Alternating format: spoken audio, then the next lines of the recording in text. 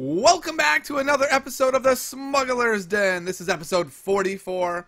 I'm your host, Tiny Grimes, and as always, I'd like to thank swdestiny.com for hosting the Smugglers Den. Thank you to everyone who's been supporting the show on patreon.com. Your support makes this show possible, especially in these dark days of tons of new product. Is it really coming out December 15th? We'll ask my guest, Elrathion. Let's start there, Elrathion. Is there really going to be a new set December 15th? Is that possible? I'm not clairvoyant, but You're not? I think... Then why the hell are you on the show? Almost, but I think there'd be a fair chance, right? I mean, from a marketing perspective, I would totally see it for two reasons. Number one, you know, it's just right in line with the movie release. Yep. Number two, right before Christmas, perfect Christmas gifts. Hint, hint. Are you asking me for a Christmas gift? Okay, all right. I'll pick it up on Anyone listening, I accept your generous donations. No, but yeah, I do think like it makes perfect sense from a marketing perspective. I mean, I can kind of see for some people they might have like product fatigue too much in a short time period, but you know.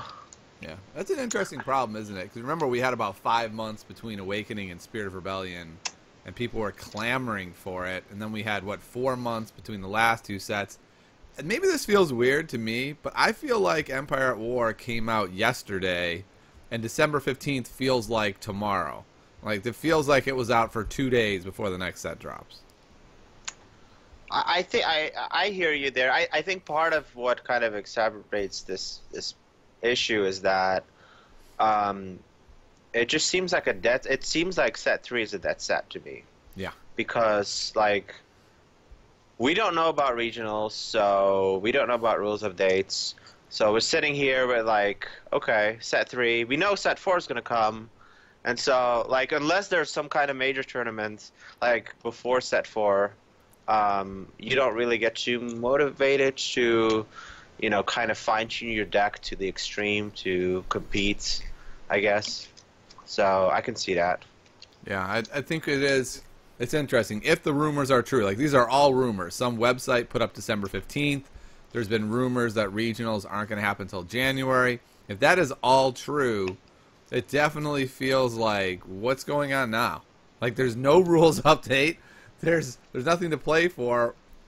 So now it's just fun, which is fine, and it would be really fun, but this is an unfun environment with several completely broken decks that dominate everything. And so the only way it's fun is if you can get everyone to agree, like, hey, we're not playing for a regional, right? We're just hanging out. Everyone's going to play a fun deck, right? And they're like, yeah. And then the one guy's like, I got a fun deck. It's Kylo FN. It's super fun. I wreck everybody.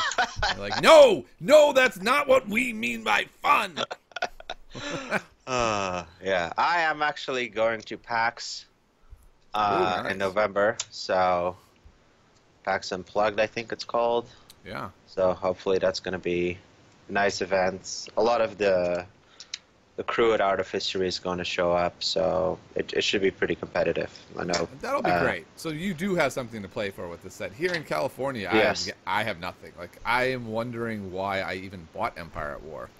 I should have just bought. I should have bought 2 ancient lightsabers and called it a day. I got good news, Elrathion. I just got a package.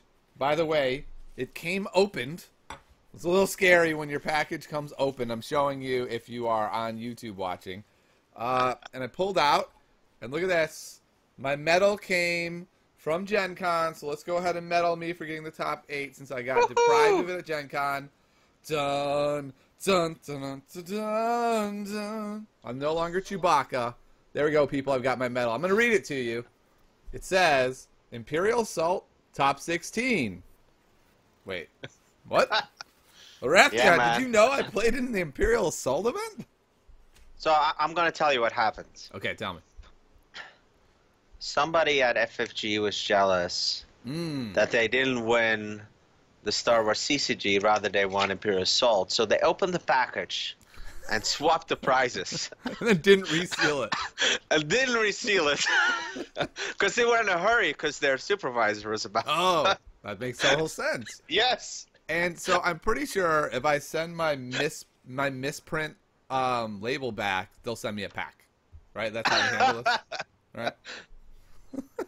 So, Yeah, all I can say is perfect. thanks, FFG. Awesome that you guys did deliver on what you said you would, and you did it in the exact way I figured you would. So appreciate That it. is I imagine funny. though, it's completely serious. I imagine I will email them and they will rectify it. Unless, however, they only printed 16 of these medals and they sent the IA guy the wrong one of them, and they don't mention it, and then that medal doesn't exist, and I just won't get it. Oh, I We'll think see. you'll get it. I think so. I think so. What Next if Gen you Con. could keep it, then you have both? That's my plan. My plan is just to have two medals, and I can be like, I do like Imperial Assault. I think it's really fun. I suck horribly at it. I will not get a top 16 at a local with 14 players, but it's cool to have a medal. I should wear it to a local Imperial Assault event and then lose every game. Man, you shattered my dreams. I thought you were good at everything. No, I don't know why, but I'm real bad at Imperial Assault. It's just a thing. I'm bad at it. All right, well, moving on from that, we actually have a really exciting Destiny week. I forgot, as part of the medaling ceremony, I was supposed to put my hat on, so let me do that. But we have an exciting Destiny event, a week. We have Draft. We have a new set in Legacy since we last did a podcast.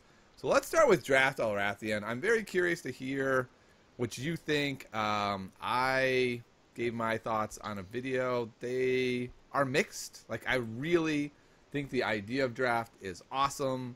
So let's talk about what it is real quick. So the way the format is going to work is you're going to get this Rivals box. It's got 20 cards and 9 dice in it. And then you are going to be opening, if you're drafting, 6 packs to go with it. If you're playing sealed, 8. And they've got kind of a cool format where you open, what is it? You open 3 packs, you put them all together as 1 pack, and then you pass that around, and then you do it again. Sounds like a cool format. Where are you at with this, Elrathion? It's interesting. I think when I saw the product release, my first initial reaction was like amazing, Yeah. because obviously I was just kind of thinking about all the things I could do with it, which I was like, wow, Anakin Lobots. Ketsu, like, whoa, there's so much stuff I can build with this. This is what the game needs. Neutral characters. This is new. And then you scroll a little bit on top and you're like, oh, Draft. I forgot. Wow, we have very opposite reactions then, because I was like, Draft? Yes, this is the best day ever. This is what Destiny needs to grow its player base. This is going to be awesome. And then I kind of had the opposite reaction of like, ooh, this Draft is not going to function in that way. Yeah, well, I'm kind of aligned with you. It's just like, before I really considered Draft, I was just like, oh, what are these cards? Yeah. And then when I stood still and thought about, the fact this was going to be used for Draft, I'm like, difficult, because they're so good. Which, yeah. Okay, let's talk about the Draft format first, and then we'll go into the cards. So, if this box costs 15, and the packs of cards cost 18, we're looking at $33. Now, for you and I, this is irrelevant, right? We were going to buy this box anyway. We're buying 2 most likely. We're going to be opening packs with new boxes that we buy. We just save some packs, bring them, whatever. This is a non-issue. We're going to have lots of fun drafting, I think. Are you looking forward to drafting? Yeah, I enjoy it a lot. Okay, so you and I are going to have a great time. What I'm worried about is the player in the shop, and we've had this several times in our shop. People come over and they're like, oh my goodness, there's a Star Wars card game? And we're always like, yeah, sure. You want to play a deck and get your butt kicked? And they're never really all that interested. And a lot of them are Magic players who come specifically to draft on the night we're playing, and they have to sit around and wait for a draft to kick off. If in that time we could be like, hey man, why don't you do a Star Wars draft tonight? There's not enough people here to Magic draft. I could easily see at that shop several times people saying, whatever, for $12, for $15, I'll give that a shot. I have a hard time believing anyone's going to be like, $33? Sure. Let's do a one-time thing I'm in my mind thinking I'll never do again. I feel like that's a really high price point. Yeah, I think maybe. It depends on how much kind of the store pushes organized play and things of that nature. I could see some solutions. One solution may be, what if the store just has a couple of these draft packs just in their store, and anyone wants to draft, they can kind of have a loaner draft or something. That could be really good to kind of get the new players going. It's not like these are like $50 cards that they're making you play with. So maybe if it's a good store, maybe that's what they do. They just have a whole bunch of these draft packs, in their inventory to just kind of loan to people. If you buy the packs, you can loan the draft pack and you can build your deck. And if you like it, you can buy it or something like that.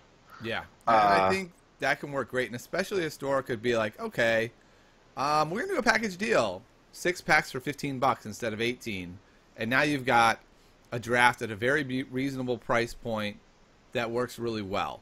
And so I totally agree with that, and I hope lots of stores do that. But I feel like that puts a lot of pressure on stores to be all in on Destiny, right? This is gonna be especially hard for those stores that are like, we kind of dabble in it, it'd be kind of fun to do it, or like, let's say you're at a store that doesn't actually support Destiny very well, but that's where you guys meet up. Then it becomes much more difficult, I think, to be able to do something like this. Yeah. Although I think, from a marketing perspective, I think it's kind of a cheap way for a store to market new product, right? I mean, you get them to commit to buy a couple of packs. Usually when you have a couple of packs, you just don't want to stick with a couple of packs. You want to see what else you can build. So, it's kind of like a way for them to kind of entice you with, like, okay, we'll sell you the first thing cheap, and then afterwards you get into the game and you spend more money, which is good for us.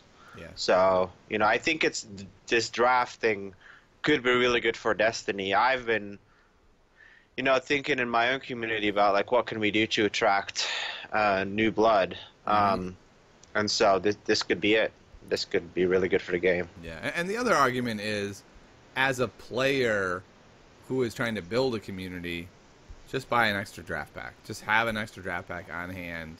It's a small investment if you're trying to build a community, and I think that's a reasonable plan. On the flip side of that, though, I will say this. Like, if you're a store, like, it's tough. Like, what if someone takes your Anakin? Now what? Like, there's no, like, replacement one card things. You'd have to invest another whole $15 just to get that Anakin back, unless you can find one online for maybe $7 or something. Yeah. I don't know. I think it's a great idea. I hope stores do it. 15? Is the MSRP 15? That's what the website says. Yeah, so if it's 15, then the cost of goods is what, like 10 or something, or 9 for them. So yeah, yeah. I think the world won't disappear if. Yeah, it's obviously not pleasant, but if they lose $9, I'm sure they lose more in shrink and things like that. So. Yeah. But I mean, the other thing is, like, let's say a new player doesn't know and they don't have the Anakin in there. They don't know. They just open it up and they play and like, oh, that was weird. And people say, why didn't you play Anakin? Like, I don't have Anakin. What are you talking about? So, but I think the bottom line is, it's awesome we're getting drafts. I'm just a little nervous about this draft pack. I'm a little nervous about the price point. People have come with great ideas, like you just said, a lot of these great ideas. I think stores that are heavily invested should be okay. Just keep some draft packs on hand. Communities that are heavily invested should be okay. Bring an extra pack on hand. Just know, though, this isn't magic, right? People can't just roll into the shop with $15 and play a draft. You're going to have something that goes with it, right? There's a bigger commitment on the store, on the player base. Someone has to step up and support this system. It's not a just self-supporting system. I guess that's my point. Yeah, that's fair. I think the other kind of thing that I'm thinking about, like, I hear the argument that, if there were more kind of Garbo cards, then it would have been easier. Just like lower price point, make it just really easy. Yeah. But at the other hand, though, I do feel there's something to be said about the idea that, it's actually it'll be the lowest barrier of entry ever for a game, I feel, to start Star Wars. Because I mean, if you think about it, if you buy that draft set and you buy the 2-player set, there's already a lot of like really exciting combinations. Like a lot of other games, when you buy the starter-ish stuff, you're stuck with a bunch of crap that you'll never play, and you bought it just because you wanted to start the game. Yep. Right? With this, you buy the 2-player set, you buy the draft set, you're like, whoa, yes, I will use this, and I don't feel that my money is wasted. Yeah. So that's the flip side of it, which I think personally that could be a good incentive for people to continue to use the stuff that they just bought and don't feel like, yeah, hooray, you just spent $20, but it's really just $20 you've lost versus maybe I spent $30, but those $30 will be usable in the foreseeable future. Yeah, and I think that's a great argument to what I'm about to say, which is the other thing that worries me about this set is how good a lot of the cards are, especially Anakin. The fact that Anakin, like you said, is basically constructed playable. You go Elite Kylo, Elite Anakin, you have one heck of a deck already. That is awesome for the new player experience, right? And we both love that. What I don't like is it feels like not just a lot of drafts, but like literally every draft will be like, I got Anakin, and then who else? Which feels kind of stifling, and I would have preferred a format from a draft perspective of I drafted these cards, and then I used the 2-player set to sort of help out what I draft and fill holes rather than use the packs to fill holes in the starter deck, leading to a very homogenous environment. But you're definitely right. The flip side is great that then they're usable in constructed. So I guess I don't know what the answer is, but from a drafter's perspective, for you and I, that we're going to get this anyway, even if it was garbage, just to be able to draft, I feel like it's going to make for a less fun environment. What are your thoughts on that, on the environment as a whole? Yeah, I think that's a fair point. At least in our meta, what we've kind of decided for sets moving forward is that when a new set releases, we're kind of intending to do box drafts. Yeah. Which will make it really interesting with the draft packs, because then you won't run into that issue, because if you have a whole box, then hello, like you're probably going to draw other stuff that is very usable, and you won't be committed to, but it'll kind of hedge against, like, what if you somehow all your 6 legendaries were weapons or something stupid, then you could still play. So, but yeah, strictly from the 6 packs, or maybe 8 if you do sealed play, then 6 or 8 is, those are very small probabilities for you to really draw something that's going to be better than this draft starter kit, which I completely agree with. Yeah. Yep. Yeah, and then on the flip side, the other argument, of course, is that if you do get all garbage in your draft packs, you're still fine. You still have Anakin, Yellow Lady, and Jawa, which is fine. Like, you have a fine deck. Yep. So, I don't know. Well, I feel like we're going to have to see when we start drafting what it looks like. If every other game is Anakin, Ketsu, Jawa, and a couple cards you drafted, it's going to get old really fast. If it ends up being Anakin and a wide range of other characters and decks, and some Anakins are villains and some Anakins are heroes, which play differently, then it could still be fun and interesting regardless of whether Anakin's in every deck. Mm-hmm. So I'm hopeful that it's going to work out. I'm a little more hopeful here a couple days later after recording my original video. The original video was a little more negative, more gut reaction to what I had hoped was going to happen, what I was personally building myself. I had my own draft system that I was working on until I heard rumors that this was coming out and scrapped it and was like, what's the point? We're going to have a real system. And this system, I feel like, is so substantially different than what I had envisioned that it gave me, not as positive a feel about it. But we'll have to see. I'm holding out hope, Elrathion, that draft is going to be the thing that saves Destiny. Woohoo! Does it need saving? I feel like it does today, hopefully tomorrow when the rules reference guide drops, it will not. So I feel like we should take a wager. I feel like the rules reference guide should have come out 2 weeks ago. So what are the odds? Give me a number between 1% and 100%. What are the odds you think it comes out by Friday, which is only 2 days? These questions. Yeah. Honestly, I have no idea because I expected it to drop way back. Yeah. So there's an accompanying article to some things are about to change, and then there's podcasts where there's talk about it, and there's even like all these rumors. Yeah. So where are they coming from if they're not coming from it? So here's what I'm gonna say. I'm gonna say this. I was 99% sure it was coming out last Friday. I'm going to bump it down to 98% sure that it's coming out this Friday. And I am so prepared to be wrong once again. And then I will be 97% sure it comes out the next Friday. Okay, my money is on Friday the 3rd. Friday the 3rd. Yes. What? That is forever from now. I don't know. Hey. You better be wrong. That's all I can say is you better be wrong. This is craziness. There we go.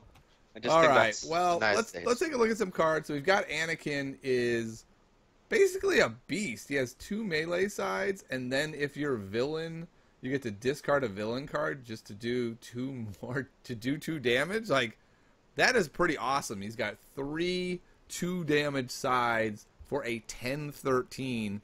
Phasma's like, hey man, I'm better than you, but we all know I'm getting nerfed. So, well, actually, we all hope to goodness she's getting nerfed. And if she does, and FN gets nerfed, like we all assume, does Anakin just walk in and be like, what's up? There's still me. I think it's a fair point. Yeah, so that's going to be interesting. What do you... So, you're completely agreeing with me that 2 shields and 2 damage is completely the same thing, right? I don't even understand why shields aren't a mechanic in this game anymore. They just feel like remember when we saw Qui-Gon first spoiled even, everyone was like, dang, there's going to be a baller Qui-Gon deck. And then there wasn't. And set 2 comes around and they show you all these cool shield cards. And you're like, oh my goodness, Qui-Gon might be out of control good. And then like, oh, by the way, here's Vibro Knife. And it just wrecks any shield plan you might have possibly had. And you're like, oh, dang it. Well, yeah, I mean, it feels like every set, you're completely right. Every set, you hop on Discord, you hop on Facebook, you talk to your friends. Everyone's like, oh yeah, man, trust me. I got Qui-Gon figured out. Like, it's going to be the best thing ever. And then you play against it, and you're like, no, I'm not convinced. I'm sorry. Yeah. And it's not just Qui-Gon. I mean, I appreciate the idea of thematics, right? Heroes being a little bit more defensive and offensive, villains. But I look at villains, and I've stated this before to people, what are villains known for? Villains are known for direct damage. They're known to have the best mel in the game. They're the best control in the game. All the broken cards? They're best at Guardian. Mm-hmm. So they're like, if you look at the archetypes, villain has every archetype. Yeah. And so hero has shields and action cheating, a little bit more than villains do. But like, so I do feel like in the design that I've been seeing, there's a lot of emphasis on these shields somehow, which I feel like heroes should be known for more than just their shields. Yeah. But if you just want to talk just about shields, when I saw this, I'm like, to me, 2 shields does not equal 2 damage in no universe. No. I feel, it's probably still going to be played as a hero card. Really? But it's just going to be weaker. I don't know. By the time he comes out, we have 4.5 sets. I'm not sure he's viable as a hero. I can see him as a partner with Qui-Gon. I don't know. I just feel like we're going to find something better than that by the time we get another set. Maybe I'm wrong. I think you're right. If he dropped today, some people would play him with Qui-Gon. just feel like we gotta find something better. Like, it's been so weird that we just have nothing good to pair with Qui-Gon. Yeah, I mean, his die, like, okay, you could say the 2-for-1 is not that good, but maybe it is decent enough. But he has the black 2, and he does give the option to give 2 shields. I think it's a fine 10-13.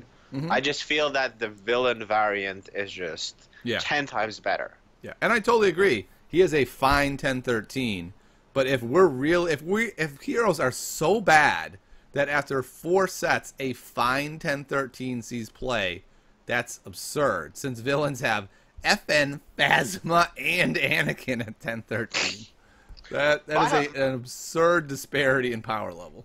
Yeah, my hope would have been that he was like something like heal 2 damage or give 3 shields. So crazy idea, Elrathion. What's the opposite of damaging something? Healing. Healing it. Why is it shielding? That makes no sense. Yes. Okay. Oh, well. We're in agreement there. It should obviously be healing. Okay. Yep. Well, he's awesome. I still am not sure he's playable for hero, but we can disagree there. Next, let's take a look at Ketsu Onyo, Black Sun Operative.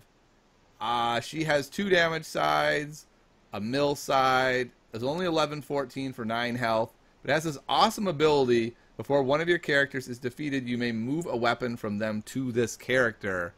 She sounds like an awesome person to pair with a 16 coster. So somebody like Django that you can load up weapons. They have to kill Django, and then when they do, the best one goes over to Ketsu, possibly 1 redeploy, 1 regular weapon. Suddenly Ketsu's a 4 dice finisher. That sounds pretty promising. What do you think about her? Is she just a little bit too weak to see constructive play?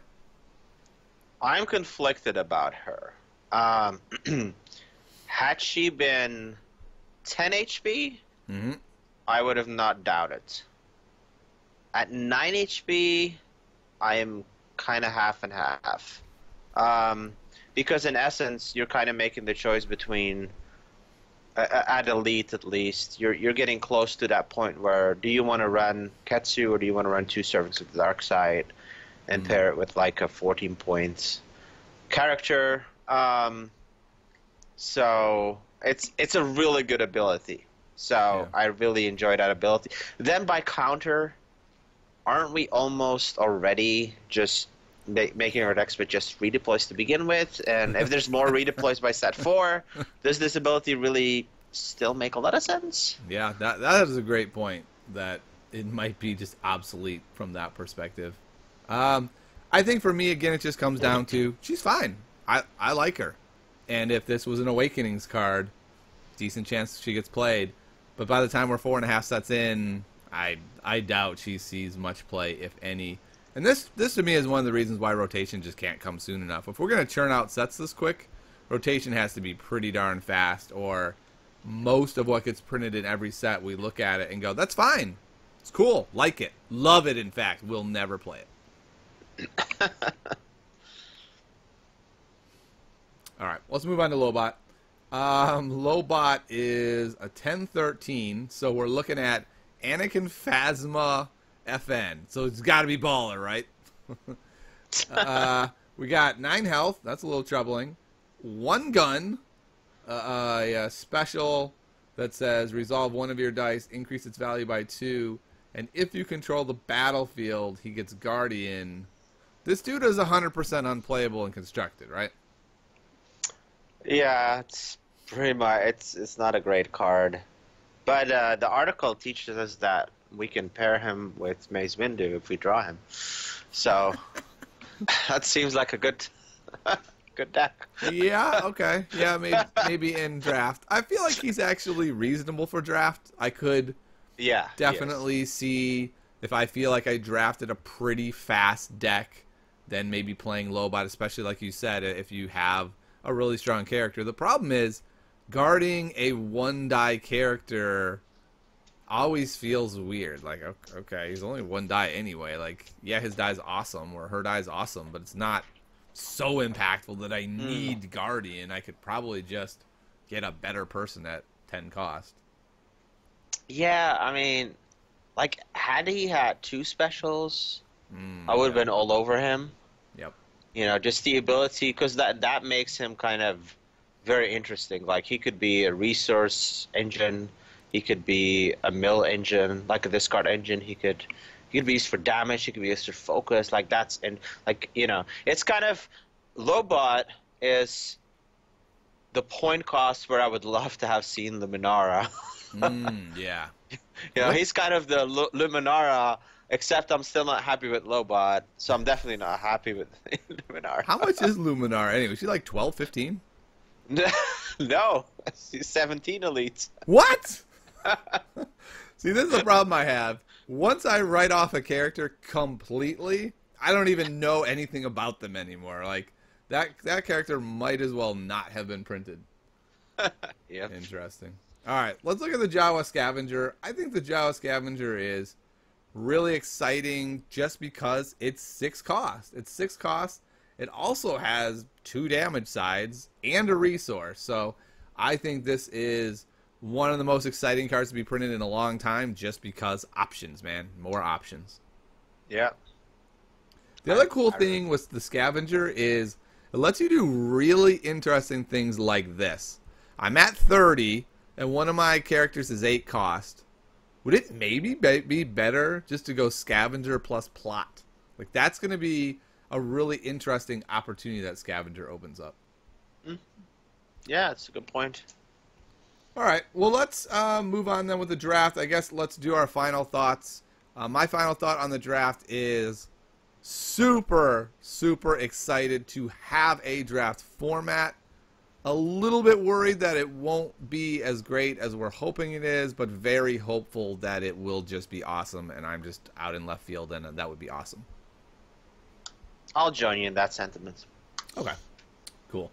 Let us move on then to legacies. What an exciting short amount of time to to get legacies and then right on top of it draft. But what are your initial thoughts on legacies?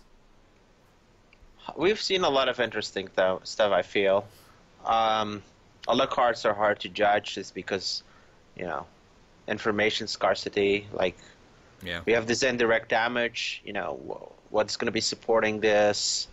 We see ObiWan and his saber. Is there other cool shield stuff? Are they going to, like, do something cool with that? No. We have The answer is always no. We got Afra, droids. Where are the droids? I don't see any droids that are playable in the first 3 sets, almost. Oh, in the first 3, okay.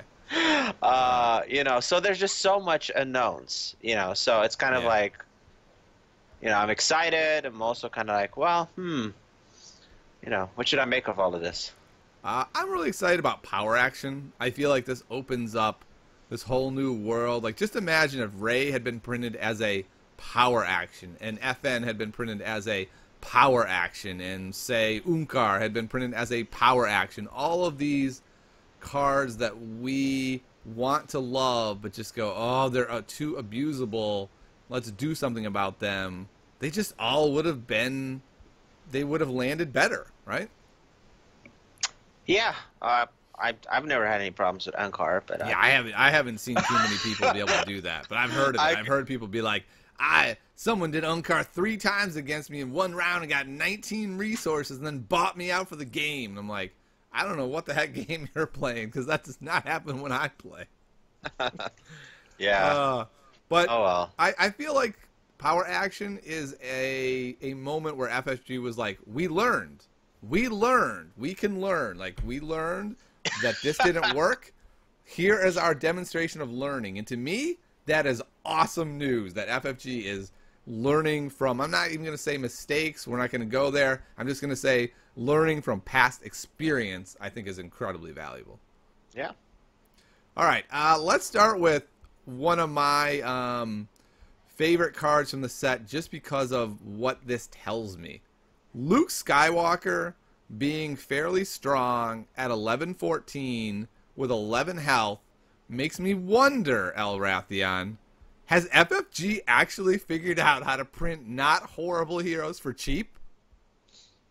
It's a hopeful sign. I'm really excited about Luke. I could tell you that. It's finally there's so many 16 cost characters that you're like, there's just nothing there. And finally, it's something that opens up a whole bunch of. I just like building different decks, and the more options, the better. And that's why I really dig Luke. Yeah, my money is also on Hero getting a 13-17 slightly undercosted down to 12-16 so that you can go Luke Elite really good hero deck. Like every set villain gets some insane combo where they're like FN only costs 10-13 so now you can pair him with something broken. I really feel like Hero needs one moment where they have a really top tier deck with a very solid elite character that costs a lot, and then a still solid elite character that costs a little. I am really hoping that we get really good 12-16s, because if you compare him with the 13-17s, the meta would just break open right now. But I don't want him to be 10-13. I don't want another Phasma. I don't want another FN on our hands. But right now I just feel like playing Elite Luke, Elite Chewbacca, it's fine, right? But there's no way that's keeping up with the villain broken stuff. Yeah. Unless they nerf it. Yeah, well, I mean, there's a lot of stuff they have to nerf from villain Elrathion. You have to go through like half the pool and be like, nope, we're finally eradicating Holocron and FN, and oh my goodness. It's just see, I feel like let's talk about that. I don't feel we're that far off. I feel we're on the cusp of like, I mean, virtually every deck can be distilled to two characters, right? It can be distilled to Phasma, it can be distilled to FN. Sure. Any other deck that is not Phasma and FN, while still good, I think faces significant competition from heroes. It's just being drowned out. The other day, I was losing games, which you're probably gonna find this hysterical, but like I lost with Kylo Phasma against Lando and 2 Rebel pilots. I suggest you practice Destiny. And this guy, and I couldn't even believe it because I'm like, this doesn't make any sense. You must be lucky or something. Like we play again, he beats me again. I'm like, it was this deck that had like 1,000,000 1-costers and 2-costers. Yeah. He just swarmed the board, and like I'm like I need to chew through like a truckload of HP, but those vehicles are staying on the board, and he would just like play that event like and dealt like twice 8 damage with a 2-cost event. I'm like, okay, I guess I lose. What event is that again? There's this event that you can deal 1 damage for every support die in the pool. Oh yeah, he built around that with that and that's cool. And with Plan Explosion, and it was just awful. Every single round he put like 3 supports or 4 supports on the board, and then he was doing don't get cocky and drawing more cards. Nice. And I was just sitting there. This one game we played, like I had Force Illusion, full HP Kylo, and he killed me that same round. Whoa, that deck sounds amazing. I want to play this deck now. Yeah, there's a lot of these decks that I've kind of seen that are like, will it beat Anakin Phasma or will it beat FN Kylo? Probably not, but could it beat every other deck? I feel like yes. So I'm hopeful, but we'll have to see. Yeah, and it's tough, right? Because whenever we have an aggro deck, that's over the top. It squeezes out like every other deck, and it can be very hard to evaluate the meta. It's like, okay, what if I just pull this deck out of the meta? Well, that's not really an accurate representation of the meta, right? Because something's going to step in to fill that void, and then how do things round out around whatever filled that void of quote best deck? So I don't even know what to say about the meta anymore. I'm just going to say this: Luke at 11-14 is very exciting to me. Yep, I agree. All right, let's see. Any card you want to talk about from Legacies that's really exciting to you? You know what? I'm going to shock you. Okay. I want to say that I really like ObiWan. Whoa. That And is I shocking. know that was going to be your reaction. Yeah. I just put him in the pile of overpriced garbage. You know, because I've been already kind of thinking about what could I play, and I put him in a completely set 3 deck. Okay. Just got it, not completely set 1 through 3, obviously, not just 3. And I paired him with Elite Moss and played with cargo hold and moving second chances and stuff, and I had a lot of fun, and it was very hard to kill. It was a very good deck, and I was like, if there's more support for shields or other stuff coming, I think this could be really exciting. You're funny if there's more support for shields. But the biggest fear for me is that, like, I'm gonna get all amped up about this deck, and then FFG's gonna come. Oh, by the way, we're nerfing boss, or something like that. I just know it's gonna happen. Like, I just know that I'm gonna get my hopes up. And You're putting all your eggs in the Moz basket. Just wait for that basket to get a hold. Yeah. Because it's going to come eventually. I mean, 19 is like, it's like it's not 20, it's like 19. Okay. Like that, like for villain, that doesn't matter. But for hero, that means Moz. Yeah. And Elite Moz, Elite ObiWan with those dice. Yeah, it's reasonable. That can do some damage. I will go with that's a reasonable deck. But you know what it's not? Any of the villain decks that are at the top. Yeah. I don't know, but we're assuming those are going away, right? That's just they have to, like it's a broken game right now. And the thing is, like, he has some, like, he has virtual extra HP, like, he's 12 HP and he gets a shield every time he activates to whomever he wants to. Yeah. So for 2 rounds, like, he makes shields. If you think about it, 2 rounds to 3 rounds, like it's like a free Dooku every single round. Which is pretty powerful. He's interesting. If Dooku costs 15-19, I would think Dooku was garbage also. Yeah, but he's 12 HP. He has a lot better die. Yeah. He's definitely one of those characters. I'm like, he's got 2-3 sides. The problem is I look at him and I kind of think of him like Han, right? So Han has the 2 and the 3 side. He's got 10 health, but he has this thing where he gets shields all the time, and that die at just always seems so inconsistent. But I guess with Maz, like, that may be the magic formula, right, to fix the inconsistent die. Yeah, or even with Red, like if he gets an Electro Staff, he becomes terrifying. And I think we're getting close. Like, I built some K2SO decks, and I just went pretty heavily on the Honor Guards, Willpowers, Field Medics, and I played against a lot of decks, and they were just sitting there like, why can't I kill your K2SO? Like, this is stupid. Like, they were just trying to kill me, and I would just, like, heal and remove and just play it very defensively. Nice. And so, like, with ObiWan with the shields and all the kind of, like, it feels like they're pushing hero towards shielding and healing, so I can only imagine more of that's going to be printed.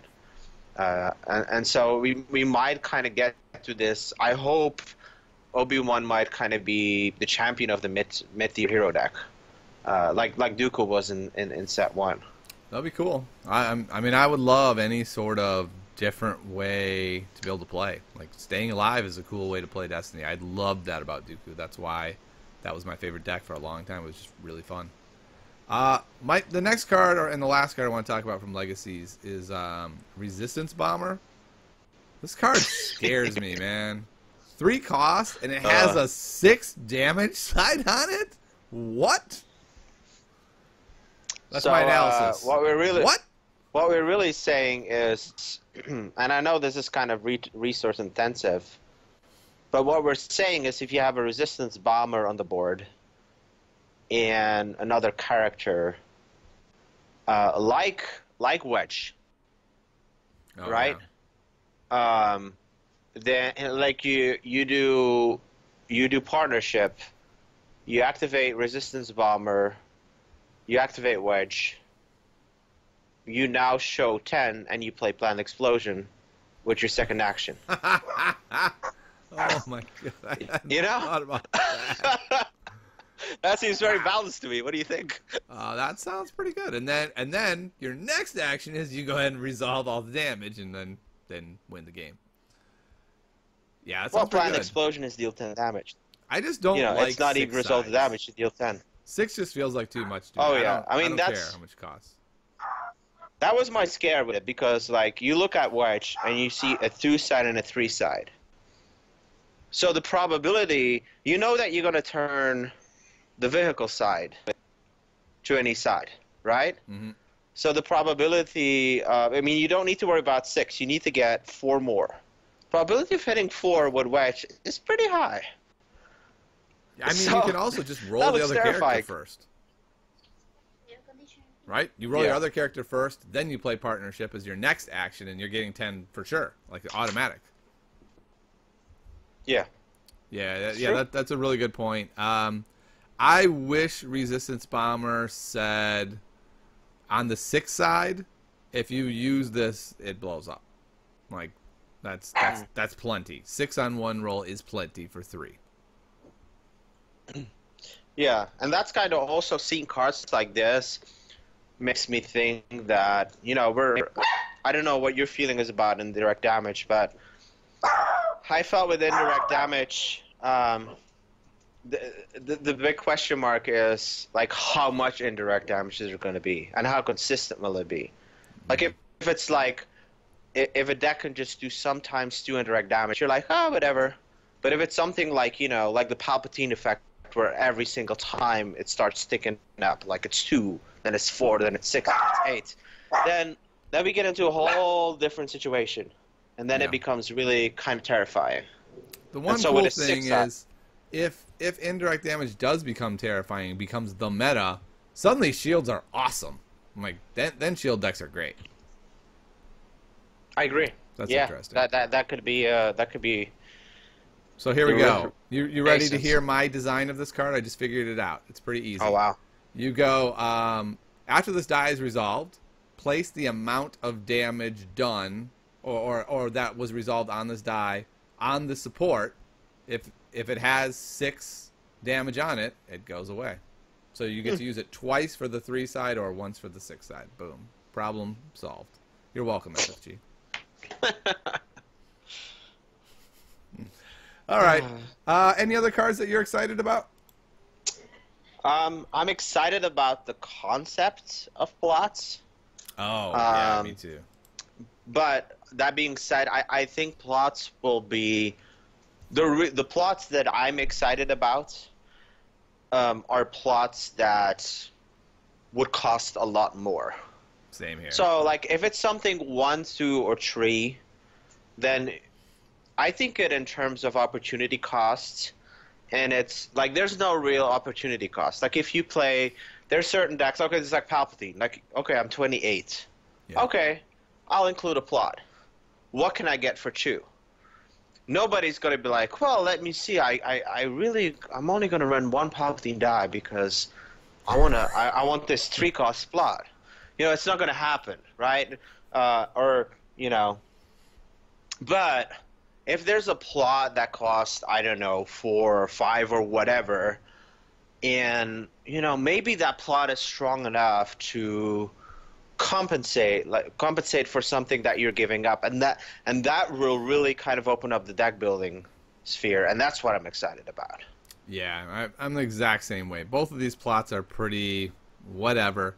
But I feel like you could do some awesome things at 5. Like, my dream is to have a scenario. I don't know how much it would cost, but the plot is search your deck, put a vehicle, let's say 4 or less, out on the board. So you give up a character or a character die and get to basically exchange it for a vehicle which starts on the board. So your deck is, your game is a little slower game plan now, but it has that long-lasting effect of that support on the board. I think that would be a really cool plot. The same thing with like a search out a weapon. Anything that basically lets you start with a huge impact on the board at a serious cost. I think that's where we get into real cool stuff. And I want to say this. I hope they do not do that in set 4. I want them to start out easy with plots, kind of feel them out, figure out how much stuff should cost before just unleashing busted stuff all over the place. Yeah, I agree. I mean, you look at Profitable Connections at 3, and you're like, well, if I play Jabba Ankar, okay, I'll take a free resource. Yeah. That's how it feels. But I'm not going to be like, I think I'm only gonna roll with one die of Phasma so I can get Right. profitable connections. Like I Yeah. just don't see a universe where that's gonna happen. Yeah, and I like that that's an option. Like, there may be some deck like that that's an aggro deck and thinks, wow, I can start with a 3-cost redeploy weapon right out of the gate. Yeah, sign me up for that one. That's You worth. mean like That's Fen worth it. Kylo? What's that? You mean like a Fen Kylo? Yeah, I mean, like, I could see potentially a scenario where you do something like 1 die FN. His dice are pretty much trash anyway, and then 2 dice Kylo. First turn, ambush or not ambush out, but put a Z6 riot baton on 9s. It rolls out, it comes back, and then you roll them out. You get this massive swing on the first turn that you wouldn't normally have. So do you feel like with them releasing profitable connections, FFG is saying that there's a villain Lando out there that is called FN, and that he starts with a resource and he gets to use FN's abilities? Yeah, pretty much. What they pretty much said is we kind of screwed up Lando. That's what I feel like. Like, he's way overcosted. Sorry.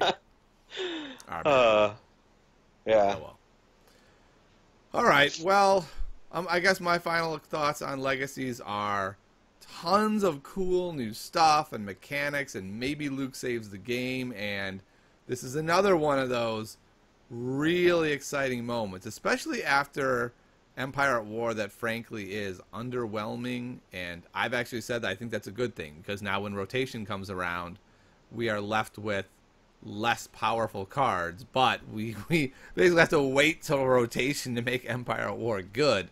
But I'm excited about Legacies, that if they are underwhelming, there's at least all of these new cool things about it. Yeah.